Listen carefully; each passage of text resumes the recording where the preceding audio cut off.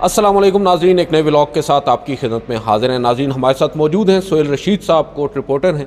आज की इस वीडियो में आपको बताएंगे आज सबसे पहले सुप्रीम कोर्ट ऑफ पाकिस्तान में कमरा अदालत नंबर 1 चीफ जस्टिस काजी फ़ाइज़ ईसा की सरबराही में 3 रुकनी बेंच ने पाकिस्तान तहरीक इंसाफ की बल्ले के निशान से मुतालिक एक दरख्वास्त जो उन्होंने पेशावर हाई कोर्ट के अबूरी हुक्म के ख़िलाफ़ दायर की थी उसको समाअत के लिए मुकर्रर किया और उस पर समाअत की। आज बैरिस्टर गोहर रोस्टम पर पहुँचे और हैरान कुन तौर पर जब आज हम कमरा अदालत नंबर 1 में पहुंचे तो हमने देखा कि बैरिस्टर गोहर, हामिद खान, शोएब शाहीन और कई पाकिस्तान तहरीक इंसाफ के नामवर वकला कोर्ट के आने से पहले ही मौजूद थे और उनका केस भी आज सप्लीमेंट्री काज लिस्ट में होते हुए अदालत ने सबसे पहले कॉल कर लिया और बैरिस्टर गोहर रोस्टम पर आ गए। चीफ जस्टिस ऑफ पाकिस्तान ने उनसे पूछा कि आप कौन हैं, who are you. Barrister Gohar ने बताया कि मैं वकील हूँ इस दरख्वास्त में जो पाकिस्तान तहरीक इंसाफ की जानिब से आई है। चीफ जस्टिस ने कहा कि इसमें तो हामिद खान साहब वकील नहीं हैं। हामिद खान साहब कहाँ हैं? हामिद खान साहब भी रोस्टम पर आ गए। उन्होंने कहा बैरिस्टर गोहर से कि हमारे ज़माने में होता था, एक रिवायत होती थी कि सीनियर्स आगे आते थे, खड़े होते थे, अब शायद वो रिवायत ख़त्म हो चुकी है। बहरहाल उसके बाद बैरिस्टर गोहर और हामिद खान साहब ने कहा कि क्योंकि पेशावर हाई कोर्ट आज इस केस को सुन रही है और मरकज़ी केस सुना जा रहा है, लिहाजा हम अपनी दरख्वास्त गैर मौसर हो चुकी है तो उसको वापस लेते हैं, विड्रॉ करते हैं। अदालत ने बहरहाल कुछ ऑब्जर्वेशंस के बाद इनकी दरख्वास्त को वापस लेने की बुनियाद पर खारिज कर दिया। मुद्दा ये है कि चीफ जस्टिस काजी फ़ाइज़ ईसा का जो रवैया रहा है पाकिस्तान तहरीक इंसाफ के आज वकला के साथ और इससे कबल भी, और अब तो बराह रास्त नशर होता है, टीवी पर लोग देख लेते हैं। सोहेल रशीद साहब, इस पर काफ़ी बहस हो रही थी। अभी हम प्रेस रूम में भी बैठे थे तो मुख्तलिफ हमारे सहाफ़ी दोस्त जो हैं वो बात कर रहे थे कि चीफ जस्टिस को ऐसे नहीं करना चाहिए, वैसे नहीं करना चाहिए। तो आपको भी गैर मामूली लगा है पाकिस्तान तहरीक इंसाफ के वकला के साथ उनका रवैया, या ये नॉर्मल है? देखें दिल साहब, ये मेरा ख्याल है अब काफ़ी सिर्फ कहने की हद तक रह गया कि चीफ जस्टिस को ऐसे रवैया नहीं करना चाहिए। मेरा ख्याल है उनका ये मिजाज है और वो इसको जारी ही रखेंगे और मिजाज में शामिल है कि PTI के वकला से ऐसे ही बात करनी है। बाकी बैरिस्टर गोहर स्मार्ट खेल गए। जब उनसे पूछा गया था हु आर यू तो उसका मतलब ये था कि शायद वो कहेंगे जी कि मैं चेयरमैन PTI और मैं कहूँगा जी कि आप तो चेयरमैन नहीं हैं, आपका तो इलेक्शन ही हो चुका है, आप चेयरमैन कैसे कह रहे हैं? ठीक है जी। उन्होंने कहा जी मैं वकील हूँ, मैंने ये दरख्वास्त लाई है, ठीक है। तो वो हु आर यू को स्केप कर गए। उन्होंने वेल लेफ्ट जो होता है ना टेस्ट मैच में, बहुत अच्छे बाल को बहुत अच्छे से छोड़ना जो है ना, वेल लेफ्ट होता है, तो उन्होंने वेल लेफ्ट किया है। और फिर भी लेकिन उन्होंने कहा जी कि अच्छा नहीं, हामिद खान साहब नहीं है।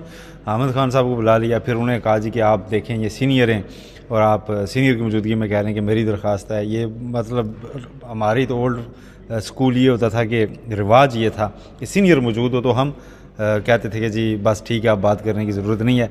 मतलब एक बैरिस्टर गोहर को एक लाइव प्रोसीडिंग में दिखाया जा रहा था कि वो अब चूँकि चेयरमैन PTI के लिए उनका इंतखाब भी किया गया था तो वो शायद जो है ना दानिश से, अदब से, एहतराम से महरूम एक शख्स हैं, एक खाली शख्स हैं जिनको कुछ पता नहीं, ना पुरानी रवायात का पता है, ना रवाज का पता है, ना माशरत का पता है, ना आदाब का पता है, ना सकाफ़त का पता है। ये दिखाया जा रहा था। गौर साहब चुप करके बस उन्होंने अपनी दरख्वास्त वापस ली और चले गए और ये मेरा ख्याल है ठीक था। फिर उन्होंने बैरिस्टर गोहर के ऊपर बैरिस्टर अली ज़फ़र को जो है ना तरजीह दी। उन्होंने कहा नहीं, अली ज़फ़र साहब कहाँ हैं? ऐसा ना हो कल कोई कहे जी कि आपको किसने अथॉरिटी दी दरख्वास्त वापस लेने की। यानी कि बैरिस्टर गोहर को वो अथॉरिटी ही नहीं मान रहे थे कि जिनको PTI ने रिसेंटली इलेक्ट किया था चेयरमैन। इलेक्शन कमीशन ने वो नतीजा नहीं माना हुआ, लेकिन PTI ने यूनानिमसली उनको चेयरमैन कहा था। अकबर एस बाबर जो कि पार्टी के फरीक नहीं है, उनके अलावा कोई एक ऑब्जेक्शन पार्टी का आया हो किसी नामी गिरामी शख्स का तो मुझे बताएं। किसी का नहीं था। बैरिस्टर अली ज़फ़र का नहीं था, हामिद खान का नहीं था, किसी का भी नहीं था। लेकिन चीफ जस्टिस जो है ना उनको थोड़ा सा वो कर रहे थे कि ये मतलब आपका ना कर रहे थे आपका ना एज वकील कोई दर्जा है, ना पार्टी में आपका कोई दर्जा है, ना आपकी कोई हैसियत है, तो आप किसी बड़े को लाएं। अच्छा, इसमें ये आपकी राय का एहतराम है। ये भी हो सकता है कि चीफ जस्टिस ने एक जो उनकी एक आदत है सवाल ये पूछना कि एक वकील जिसने हमारे सामने दरख्वास्त दायर की और उसने आकर हमसे इस्तदा की कि इस दरख्वास्त को समाअत के लिए जल्द मुकर्रर किया जाए, और अब जब समाअत मुकर्रर हो चुकी है तो वो वकील ख़ुद क्यों पेश नहीं हुए, ये एक वजह हो सकती है। या जो बात आप कर रहे हैं उसमें भी काफ़ी वज़न है। एक और चीज़ है, आज मैंने देखा गुज़िश्ता रोज़ आप लोग भी हमसे ज़्यादा प्रोएक्टिवली फ़ॉलो करते हैं केसेस को। کل پشاور ہائی کورٹ میں مقدمہ تھا، سماعت کے لیے مقرر تھا پی ٹی آئی کا، اور یہی بلے کے نشان سے متعلق، اور وکلاء جو تھے کل بھی کورٹ میں نہیں پہنچے، صبح نہیں پہنچے، کچھ دیر کے وقفے کے بعد پھر سماعت کے 3 مختلف مواقعوں پر ان کو یہ مواقع فراہم کیے گئے عدالت کی جانب سے کہ وہ آئیں، مگر وہ نہیں آئے دھند کے باعث یا جس وجہ سے بھی۔ یہاں پر کہنے کا مقصد یہ ہے کہ سپریم کورٹ آف پاکستان میں بھی، سپریم کورٹ میں پاکستان تحریک انصاف کے جب وکلاء آتے ہیں وہ کہتے ہیں کہ ان کے کیسز کو ترجیحی بنیادوں پر سنا جائے، مگر جب وہ خود پیش ہونے کی باری ہوتی ہے تو خود پیش بھی نہیں ہوتے۔ اور پشاور ہائی کورٹ میں گزشتہ روز ہم نے دیکھا، آج میں نے جیسا کہ پہلے کہا کہ ہم حیران ہوئے کہ جج وکلاء یہاں پر موجود تھے، مگر مقصد کیا تھا؟ درخواست واپس لینی تھی، اس کے لیے تمام وکلاء یہاں پر آ گئے، مگر جب کیس آرگیو کرنا ہوتا ہے تو وکلاء پیش نہیں ہوتے۔ اس کے بعد ایک اور بڑی ڈیولپمنٹ جو رات گئے ہوئی ہے، سہیل رشید صاحب آپ کو معلوم ہی ہے کل ایک بڑی اہم سماعت ہوئی تھی سپریم کورٹ میں جسٹس مظاہر علی اکبر نقوی کی آئینی درخواست پر، اور اس درخواست کے اوپر انہوں نے ایک انٹرم ریلیف مانگا تھا۔ مخدوم علی خان صاحب نے یہ کہا تھا کہ جب تک سپریم کورٹ میں آئینی درخواست پر سماعت ہو رہی ہے، سپریم جوڈیشل کونسل کی کارروائی کو روکا جائے، ایک حکم امتناع دیا جائے، اور انہوں نے مثالیں دی شوکت صدیقی کیس، افتخار محمد چودھری کیس کی۔ باوجود اس کے سپریم کورٹ آف پاکستان نے، جیسا کہ آپ نے پہلے کہا کہ اس 3 رکنی بینچ نے بھی لیفٹ اوور کر دیا اس مطالبے کو، اس گزارش کو، اور اس کے بعد بہت سے لوگ یہ کہنے لگے کہ اب 11 تاریخ کو سپریم جوڈیشل کونسل کا اجلاس ہے، تو یہ اتنا ہیسٹ میں جو کیا جا رہا ہے اور جو حکم امتناع نہیں دیا جا رہا، کیا اس کا مطلب یہ تو نہیں کہ جسٹس مظاہر علی اکبر نقوی کے دن قریب آ گئے ہیں؟ دیکھیں، جو جسٹس مظاہر نقوی ہیں ان کے خلاف اس وقت لیگل اینڈ ٹیکنیکل پروسیڈنگز جاری ہیں۔ لیگل تو لیگل ہی ہوتی ہیں کہ وہ اس میں ہاں یا نہ میں آ جائے گا کہ ان کے اوپر الزامات درست ہیں یا نہیں۔ ٹیکنیکل یہ ہیں کہ انہوں نے اس ساری کارروائی کو اوپن کورٹ میں چیلنج کیا تھا، اور اوپن کورٹ میں معاملہ پینڈنگ ہونے پر سپریم جوڈیشل کونسل کو کہہ رہے تھے کہ آپ ابھی پروسیڈ نہیں کر سکتے۔ اب جو اوپن کورٹ میں جو بینچ بنا تھا اس نے عین 1-2 دن پہلے کہ جب سپریم جوڈیشل کونسل میں کل سماعت ہونے جا رہی ہے، کارروائی ہونے جا رہی ہے، اس کا اجلاس ہے، تو اس سے 2 دن پہلے اس بینچ نے ان کی جو ہے وہ ایک طرح سے ڈسچارج کر دیا درخواست۔ اب وہ سپریم کورٹ کے سامنے موجود نہیں ہے، اور کس بات پہ کی ہے جی کہ آپ اس میں شکایت کنندگان کو پارٹی بنائیں، جائیں جا کے ترمیمی درخواست دائر کریں، اور اس کے بعد جو ہے ہم آپ کی درخواست سنیں گے، اور غیر معینہ مدت تک ملتوی کر دی۔ سٹے کی درخواست تو ویسے ہی انہوں نے استدعا خارج کر دی۔ تو اب کل جب 11 جنوری کو دوبارہ ہوگی کارروائی سپریم جوڈیشل کونسل کی، تو وہاں پہ جسٹس مظاہر نقوی اس موقف لینے کی پوزیشن میں نہیں ہوں گے کہ میں نے تو یہ کیس ساری کارروائی اوپن کورٹ میں چیلنج کر رکھی ہے۔ تو بظاہر جسٹس اعجاز الاحسن نے جو چیزیں لکھی ہیں، جن کی نشاندہی کی ہے، ان میں وزن اس لیے محسوس ہوتا ہے کہ اتنی جلدی کیا ہے۔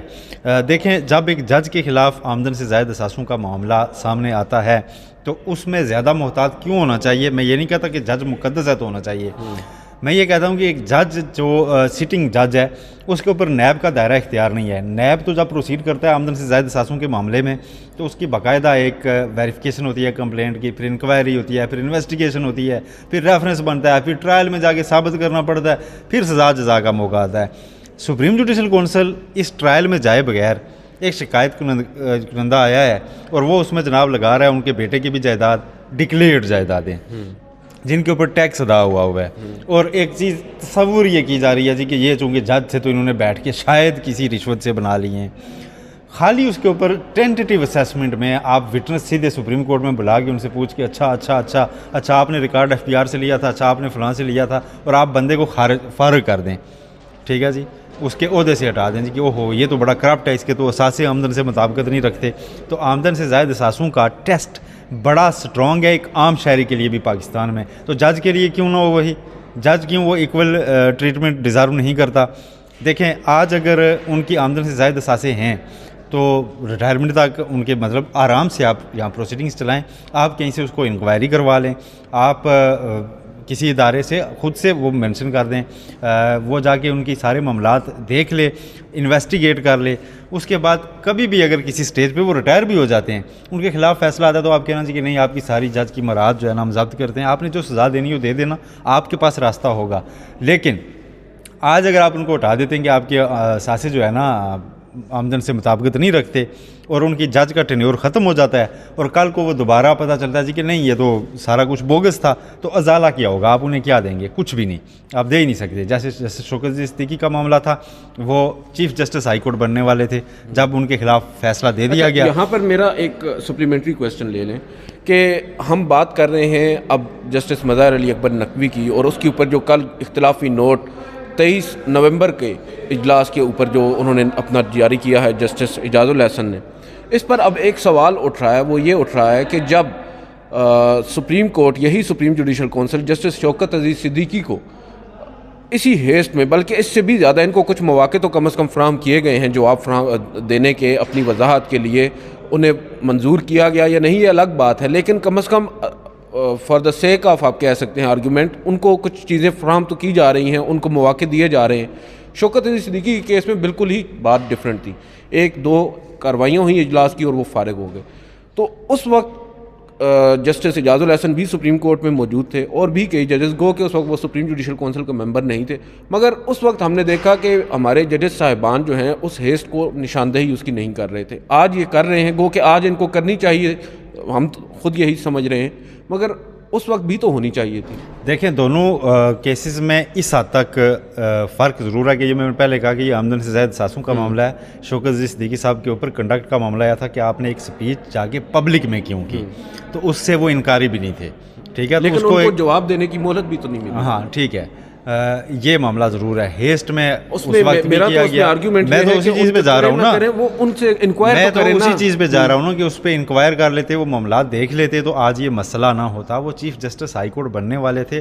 آج اگر آپ جا کے کہتے ہیں نا کہ نہیں جی شوکت صدیقی صاحب کے ساتھ غلط ہوا تھا, تو یہ ازالہ نہیں ہے, یہ ان کے نقصان کی تلافی نہیں ہے, یہ نظام کو پہنچے نقصان کی تلافی نہیں ہے, کیونکہ وہ چیف جسٹس ہائی کورٹ بننے والے تھے اور وہاں سے آپ نے ان کو ہٹا دیا, اور وہ ایلیویٹ ہو کے اگر سپریم کورٹ آتے تو ان کے پاس مزید آگے سال سروس میں اور ملنے تھے.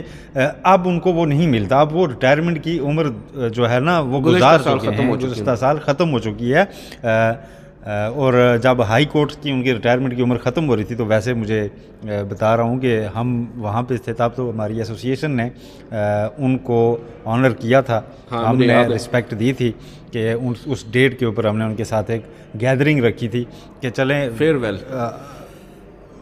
کہ ہم نے ان کی ریٹائرمنٹ ڈیٹ کو سیلیبریٹ اپنے طور پہ کیا تھا کہ یار مطلب نا ہم ان سے چلیں بیٹھ کے کچھ باتیں سیکھ لیں گے. کئی معاملات پہ ہم برملا اختلاف رکھتے ہیں ان کا. میں ذاتی طور پہ آج بھی سمجھتا ہوں کہ ان کو وہ پبلک سپیچ کرنے کے بجائے سسٹم میں رہنا چاہیے تھا. وہ اس کے کانسیکوینسز جانتے تھے, میں اچھی طرح جانتا ہوں, ان کو پتہ تھا کہ اس کے بعد میرے ساتھ کانسیکوینٹلی کیا ہوگا. سسٹم کے اندر رہتے وہ زیادہ فائٹ کر سکتے تھے, وہ سود مند ہو سکتے تھے. انہوں نے سسٹم سے نکلنا آپٹ کیا اس ٹائم. کیوں کیا, یہ بڑا کوسچن ہے. اس لیے کیا تھا کہ سپریم جوڈیشل کونسل ایک اور ہیسٹ میں ان کے اوپر, جیسے آج جسٹس مظاہر نقوی کو سامنا ہے جن حالات کا, ان کا انہیں سامنا کرنا پڑتا تھا. ان کے اوپر ایک بدعنوانی کا کیس بنا کے اس میں انہیں فارغ کیا جانے لگا تھا, جس میں ساری زندگی وضاحتیں ان کو دینا پڑنی تھی کہ جی میں نے یہ کیا یا نہیں کیا. ٹھیک ہے, خارج بھی کر دیا. خارج وہ بعد میں ظاہر ہے وہ نہیں جج رہے نہیں نا, تو پھر خارج ہو گئی نا. نہیں اس وقت ہی جب ان کو فارغ کیا گیا نا اس کیس میں, اس سے 2 دن قبل ایک پریس ریلیز کے ذریعے بتایا گیا کہ وہ کیس ان کے خلاف ختم ہو گیا. جی کیونکہ وہ ادھر سے کر رہے تھے تو اس لیے. تو بہرحال ان کو بھی بدقسمتی سے اس ساری سچویشن کا سامنا تھا. تو ایک جج کے اوپر نظر بڑی سٹرونگ رکھنی چاہیے, اس کا محاسبہ ہونا چاہیے. تو اس پہ میری رائے یہ ہے کہ آپ نیب کو ایک لمیٹڈ اختیار دے دیں کہ وہ اس معاملے کو پبلک نہیں کرے گا. وہ اس معاملے کو, آپ نے کوئی بھی کمپلین آتی ہے نا, سپریم جوڈیشل کونسل نیب کو بھجوا دے. نیب اس کا ٹینٹیٹیو جائزہ لے, انویسٹیگیٹ کرے, ادھر ادھر سے جج کو نہ بلائے. آپ کو لگتا ہے کہ جج کی جس کے نام پہ جائیداد ہے, اس کا پورا حساب کتاب لگا کے سپریم جوڈیشل کونسل میں ایک بالکل رپورٹ تیار, کیونکہ ایکسپرٹی ان کی ہے نا, ایکسپرٹی ان کی ہے, وہ ایک رپورٹ تیار کر کے دے دیں کہ یار اس کے اوپر جو یہ شکایت ہے نا, اس پہ ہمارا یہ خیال ہے کہ یہ بنتا ہے یا نہیں بنتا. اب مجھے یہ بتائیے گا, جو جسٹس مظاہر علی اکبر نقوی کا معاملہ ہے, ان سے بھی بہت سے لوگوں کو اختلاف ہوگا, ہمیں بھی ہوگا, مگر ایک چیز ہمیں نظر آ رہی ہے کہ یہ چیز ہیس میں کی جا رہی ہے, اور جو ان کو ایک رائٹ ان کا بنتا ہے وہ نہیں مل رہا. بہت سے لوگوں کا یہ تاثر ہے, اور جہاں تک بات ہے درخواست دائر کرنے کے باوجود सुप्रीम जुडिशल काउंसिल की कार्रवाई को जारी रखना, इसमें भी एक चीज़ हमें नज़र आ रही है। और गवाह तलब कर लेना, साथ ही शोकाज का जवाब भी ले आना, गवाह भी ले आना। बिल्कुल। और आप शोकाज का जवाब देखेंगे, पढ़ेंगे, आप हो सकता है सेटिस्फाई हो जाएं, आप आगे प्रोसीड ही नहीं करेंगे। आप कह रहे हैं जी नहीं गवाह भी इधर मौजूद ही होंगे तो हम देख लेंगे, अगर ना हुआ तो गवाह को रिकॉर्ड कर लेंगे, अगर हो गया तो कार्रवाई खत्म हो जाएगी। गवाह क्या, आपको क्या जल्दी पड़ी हुई है? अब आप मुझे ये बताएं कि कल समाअत होनी है, कार्रवाई होनी है और मोस्ट प्रोबेबली ओपन ही होगी। ये आपको लगता है कि आइंदा 2 से 3 दिन जो हैं जस्टिस मज़ाहिर अली अकबर नकवी के लिए काफ़ी सख्त होने जा रहे हैं? जी बहुत सख्त होने जा रहे हैं। अगर कल परसों तरसों 2-3 दिन मुसलसल ये कार्रवाई चलती है तो सुप्रीम जुडिशल काउंसिल तो मेरा ख्याल है नतीजे पे पहुंच जाएगी कि जी ठीक है जी ये और आपका जवाब, क्योंकि जवाब जस्टिस मज़ाहिर नकवी का इन्होंने जिस तरह से पॉइंट आउट किए हुए हैं, इन्होंने अपने नोटिस में तो जनाब करप्शन और पता नहीं क्या क्या लिख के भेजा हुआ है, इस पर उन्हें एतराज़ है और उन्होंने कहा हुआ है कि इल्ज़ामात बेबुनियाद हैं। अब आप इल्ज़ाम लगा रहे हैं, वो कह रहे हैं बेबुनियाद हैं, तो मामला डेफिनेटली ट्रायल में जाता है या इन्वेस्टिगेशन में जाता है। ट्रायल अब सुप्रीम जुडिशल काउंसिल की हद तक जाती है, कैसे ट्रायल कर सकती है, गवाहों के बयान को कैसे असेस करती है कि ये ठीक हैं या नहीं, क्योंकि जो आम शहरी के लिए होता है करप्शन केस या आमदन से ज़ायद सासों का केस, उसमें मैं पहले भी जैसे बार बार कह रहा हूँ कि उसमें बड़ा सख्त पैमाना है। उसमें जो विटनेस होते हैं, जो एविडेंस होता है, उसके ऊपर एक बड़ा फेयर ट्रायल का तरीक़ाकार जांचा जाता है और उसमें अगर नैब कोर्ट सज़ा दे भी दे तो हाई कोर्ट्स उसको बरकरार नहीं रखती। जैसे कि नवाज शरीफ का रिसेंट केस है, ये उन्हीं फ्लैट्स में रह रहे हैं, ये फ्लैट्स इनकी फैमिली की मलकियत हैं, ये उसी ज़माने में बने हुए हैं जबकि इनके बच्चे अभी उसमें नहीं थे, लेकिन चूँकि नैब का एविडेंस उसको बैक नहीं कर रहा था, वो बरी हो चुके हुए हैं और बरी ही होना चाहिए था क्योंकि कानून पाकिस्तान का ही चलेगा ना। तो पाकिस्तान के कानून में अगर कानून शहादत के तहत आपके पास मटेरियल नहीं है तो नहीं है, तो यहाँ भी आपके पास मटेरियल ये चाहिए कि जनाब जस्टिस मज़ाहिर नकवी कोर्ट में थे, उस दौरान ये एसेट बना, फ़लाँ बंदे ने इनके अकाउंट में रकम रखी। अब आप लोग का वो ऑडियो जो है ना ट्रक वाली, उसको आप एविडेंस से बैक करना पड़ेगा, किसने भेजा था, कब भेजा था, कितने पैसे थे, किस अकाउंट में गए, उसके ऊपर पूरा किस केस पे गए, बॉक्स खुलेगा सर अगर ऐसा किया जाता है तो उसमें ना तो रकम भेजने वाले का पता है, ना रिसीव किस अकाउंट में हुए उसका पता है। इजाजुल एहसन ने उसे मजाक करार दे दिया जी ना, वो उस इल्ज़ाम को जो ऑडियो लीक्स की ऊपर बेस करके उन्होंने कहा ये एक मजाक है, जुडिशल ऑर्डर्स या ऑडियोज़ के ऊपर कभी सुप्रीम जुडिशल काउंसिल जो है वो कार्रवाई आप जितने व्लॉग्स करते हैं और जितने लोगों के केसेस डिस्कस करते हैं, आपके मैं अगर पिछले 50 व्लॉग पकड़ूँ ना तो आपकी 4-5 मतनाज़ा ऑडियोज़ में उसमें से निकाल लूँगा, ठीक है, जोड़ जाड़ के, ठीक, तो ये काम चल जाता है। बिल्कुल ठीक है। वैसे ये ऑडियोज़ पकड़ने के बड़े माहिर हैं। इनके क्रेडिट पे एक स्टोरी है, वो साकिब निसार साहब वाली ऑडियो जो बताया गया था, अपेरेंटली उनकी ऑडियो आई थी, उसके बाद फिर इन्होंने उसमें कुछ चीज़ें निकाली थी। अब आते हैं पाकिस्तान तहरीक इंसाफ के ऊपर।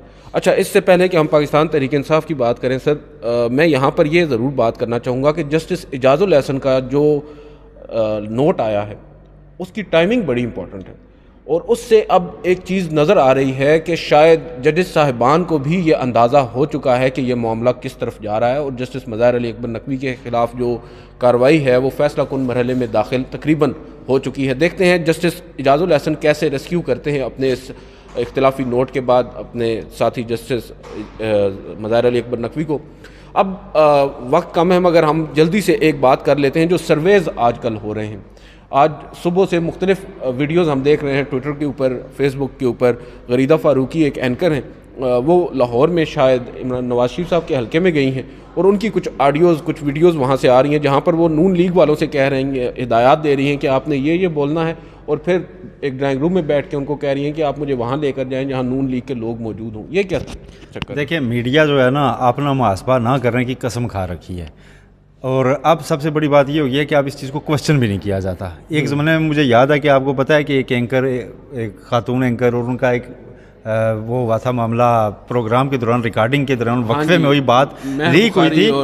हाँ, मैं नाम इसलिए नहीं ले रहा था। अच्छा, वो लीक हुई थी तो बड़ा वावेला हुआ था। मेरा ख्याल में उस वक्त हमारे मीडिया पर्सन्स के थोड़े स्टैंडर्ड्स मॉरली अप थे कि उस चीज़ को सारों ने बड़ा क्रिटिसाइज़ किया कि यार आपकी क्या कर रहे थे।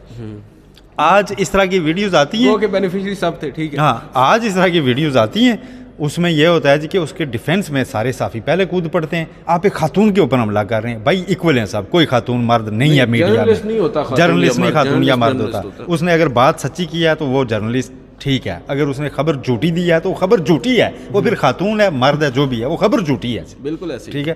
تو آپ سروے جا کے آپ کروا رہے ہیں، ان کے لوگوں کو پکڑ کے آپ یہ کہتے پکڑے جائیں کہ جی اچھا آپ مجھے وہاں لے چلیں جہاں پہ آپ کا ووٹ بینک زیادہ ہے، تو کیا آپ کی کیا کریڈیبلٹی رہ جاتی ہے اس کے بعد؟ کچھ بھی نہیں. بیسیکلی اس کو کاؤنٹر کرنے کی کوشش کی جا رہی ہے. جو آج کل سرویز آ رہے ہیں، کل اسد طور کے ساتھ بھی بات ہو رہی تھی، بہت لیٹ ہو چکا ہے یہ کاؤنٹر اسٹریٹجی جس کی بھی ہے نا، وہ بہت لیٹ ہو چکا ہے. جس نے سروے چینل نے کروا کے دے چکے ہیں آن لائن پول، جتنی پرائیویٹ کمپنیوں کے سرویز ہیں، جو سروے کمپنیز ماضی میں پاکستان مسلم لیگ نون کو فیور کرنے کے لیے مشہور تھے نا، وہ بھی آپ پتہ صرف کیا دکھا رہے ہیں، وہ کہتے ہیں نہیں مارجن کم ہے پی ٹی آئی اوپر ہی، وہ مارجن کم ہے کے اوپر کھیل رہے ہیں. تو آگے والی تو بات نواز شریف خود بھی نہیں کہہ رہے. ٹھیک ہے، بالکل ٹھیک. نواز شریف خود بھی نہیں کہہ رہے. دیکھیں غریدہ فاروقی ایک پرائیویٹ پارٹی ہے، ایک جرنلسٹ. ہمارا جو پیمرا ہے اس نے باقاعدہ طور پر پابندی لگا دی ہے ان سرویز پر جو مختلف ٹی وی چینلز کرا رہے ہیں. بالخصوص حبیب اکرم صاحب بڑے نامور صحافی ہیں، وہ سرویز کرتے ہیں، مختلف علاقوں میں جاتے ہیں اور لوگوں سے بات کرتے ہیں، اور ان کے سرویز کی بنیاد بنا کر اس کو پابندی لگائے گی. اور پھر وہ ہائی کورٹ میں گئے ہیں، لاہور ہائی کورٹ سے انہیں ان کے حق میں آرڈر ملا ہے. جب ہائی کورٹ نے ان سرویز کو دوبارہ بحال کیا اور بتایا ہے کہ بھائی الیکشنز ابھی نہیں ہیں، الیکشن کے دن یہ کام نہیں ہوتا، پولنگ ڈے پر نہیں ہوتا، ابھی کر سکتے ہیں. تو اس طرح کے ہتھ کنڈے، اور اس میں اب غریدہ فاروقی صاحبہ کی یہ جو سرویز ہیں، اس سے تاثر یہی مل رہا ہے کہ اب کافی زیادہ پریشانی بڑھ رہی ہے ان لوگوں کی جو اس وقت کانٹیسٹ کر رہے ہیں اگینسٹ پی ٹی آئی. اور آپ بے شک پی ٹی آئی کی پالیسی سے اختلاف کریں، مگر ان کی جو مقبولیت ہے اس وقت آن گراؤنڈ، اس کو آپ کسی بھی صورت میں ڈینائی نہیں کر سکتے. سہیل وڑائچ اور انصار عباسی جیسے لوگ جب لکھ رہے ہوں کہ اگر لیول پلینگ فیلڈ دی گئی تو پی ٹی آئی الیکشن جیت جائے گی اور ملک میں بڑا انتشار ہو جائے گا، تو یہ اعتراف ہوتا ہے کہ آپ جو ہے نا یہ مانتے ہیں کہ پاپولر گراؤنڈ پہ وہی ہیں، ووٹ انہی کا ہے، بس ان کو نہیں دینا کیونکہ اس وقت یہ ڈیموکریسی کے لیے ڈیموکریسی کا یہ پرنسپل جو ہے نا کہ عوام فیصلہ کریں گے، اس کو کرٹیل کرنا ہے اس لیے کہ ملک کی شاید کوئی ضرورت ہے. جیسے بنگلہ دیش میں ریاست کی بقا کی، ہاں جیسے بنگلہ دیش میں ہوئے ہیں الیکشن، اور میں نے سنا ہے کہ پاکستان نے ان الیکشنز کو مسترد کیا ہے کہ اس طرح کے انتخابات کوئی نہیں ہوتے کہ جہاں ایک پارٹی کے لیے سارا کچھ کھولا جائے اور باقی ساروں کو راستہ روکا جائے. پاکستان نے مسترد کر دیے ہیں. ماشاء اللہ. چلیں بہت بہت شکریہ سہیل رشید صاحب. آج کی اس ویڈیو سے ناظرین اتنا ہی، اجازت دیجیے. اللہ حافظ.